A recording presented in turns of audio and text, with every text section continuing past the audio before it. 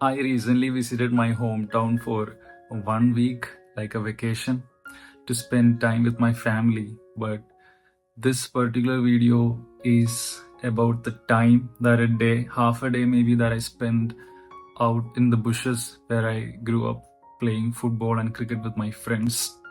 This exact place near that river, adjacent to the river, even though many things are changed nowadays. I was so happy to find that many of the species there, the birds, are still surviving and they are happily living in the shrubs outside.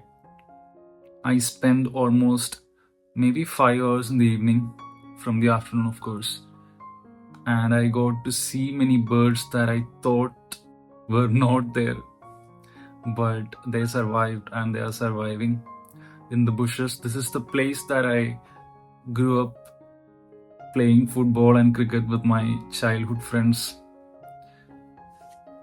And the visuals like these were so fulfilling, and it was also an experiment for me to be experienced with the lens that I'm using currently. It's a 180-600. It's my first time with that. And of course, that's the water metro they have started recently, and it was so great to see that as well, because people have to commute and yes, through the waters. This is a place which is covered mostly with rivers and water, not the shrubs that we see, but adjacent to it, it's a river. Oh, that's a common kingfisher. Yeah, that's a common kingfisher. I always hear their calls at the place that I live in the city, but I've never seen them there. That's a common kingfisher. It's tiny but so beautiful and aggressive in diving and catching fish, prey, and their plumage is so beautiful that we see that blue, bright blue from the back, but if they turn around, that is orange. Yeah, that's it. Such a tiny creature, but a beautiful creature. It goes like bullet, like a blue flash of bullet, mostly through the right above the water. That's a house crow. I don't know where she or he is going with that leaf, but most probably to the nest. But I don't know if they use leaves in the nest. Crows basically use only the, that sticks and small branches of trees. These places were actually the ground. This was the particular place where we used to play football. Now that it's just the shrubs, that it's mostly birds spending their time there, and the human inhabitations are a little far away from where this place is. Not far away, but the opposite side of the river. That's the plain Prinia. So basically, when I came here, I was expecting Ashleyprinias to be around, because they are the main resident breeders at this place. But that's a plain Prinia. That's not an Ashleyprinia, because you can see Ashleyprinias have more darker ash colors on their back, but this is a plain Prinia with that white line above their eyes and comparatively light brown color on the back, other than ash. And that's an Ashleyprinia. It just came. Yeah, that is water metro, the boating system that they use, which is so efficient for people to go from one island to other, basically. Also, you can depend on it without going through the land through bus or car. That's a tricolored munia. I had no idea, to be honest, that munias were visitors or residents of this place, but that's a tricolored munia. Usually they come as 2, 3, 4 or a group, but this one was alone. I'm not sure why. I got to take some photos of that munia as well. That's a scaly-breasted munia. I don't know how exactly to pronounce that first word, but that is what I wrote there. I'll check. So basically they have that white color, like little spots on their bottom, and I think they are also called spotted munias. So this is the place exactly where we used to play football during my childhood. It's a white-throated kingfisher. Beautiful bird. Bulbuls are everywhere these days, especially in this area. My home is like 200 to 300 meters away from this particular place, and I see red whiskered bulbuls everywhere. So happy to see them surviving, even though we are cutting down all the trees everywhere. This area is still alive, and I hope it will stay like that. Yeah, that's a red whiskered bulbul. They are like the most alive creatures in this area because they are always chirping and flying and fighting. Always, mostly in group. I have never seen them alone. Most of the time, they are in these small groups, or maybe at least 10, 12.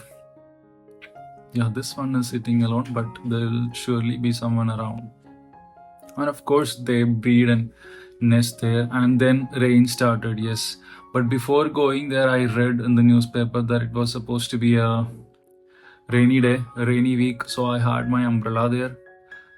But it was actually, it started as light, but it was pouring down after some time. But it was such a pleasure to be there at that time because I work a lot in the city and it was just pouring down.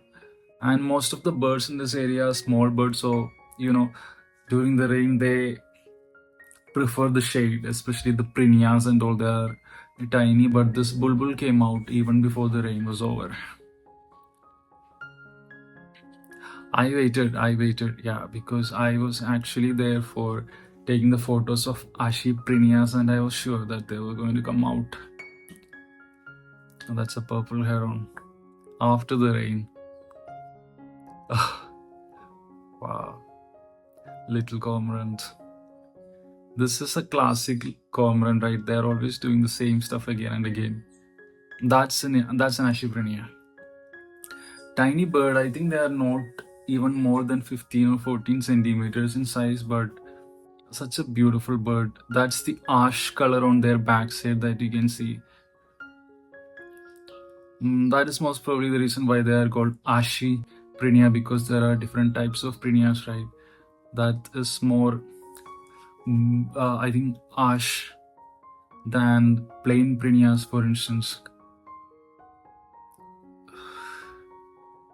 Yeah, and they nest actually close to the ground. So on the bottom part of these bushes, I think that's a safety concern first, and they mostly use that spider silk to make their nest.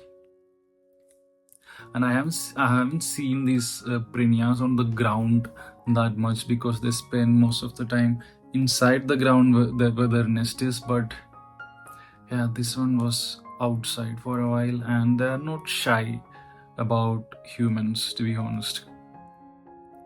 And their calls are beautiful. These are the things that keep these areas alive, right? I feel like these birds particularly are in the breeding stage because their plumage, it's more brighter these days. Oh, that's pond heron. Indian pond heron, yeah. Surely waiting for prey. They are so vigilant. So many species, man. Even eagles, kites. That's a parakeet.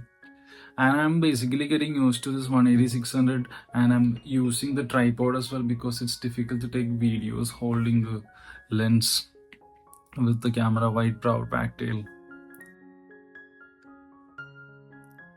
I have no idea how these birds nest, especially the wagtail, if it's on the ground or most probably the ground, right? I'm not sure. I'll check it out. Miners are also common in this area. And there are so many varieties of egrets like medium, large, great, I think intermediate, maybe intermediate and medium are the same, I guess. The rain was over for a while and I kept my umbrella, everything back, but then again the pouring rain has started and the light was also going down because it was already, I think, 6:30. So I called my friend. You can see he's waiting there with his motorcycle.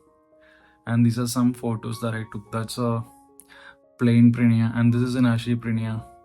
And this is, I think, exactly in the breeding stage. this one is also an Ashiprinia, and this is that same plain Prinia rubbing the face on that bush, and that's an angry bird. Ashiprinia. Yeah, this is during the call, and that's it. Thank you for watching. I just wanted to share the experience. Bye.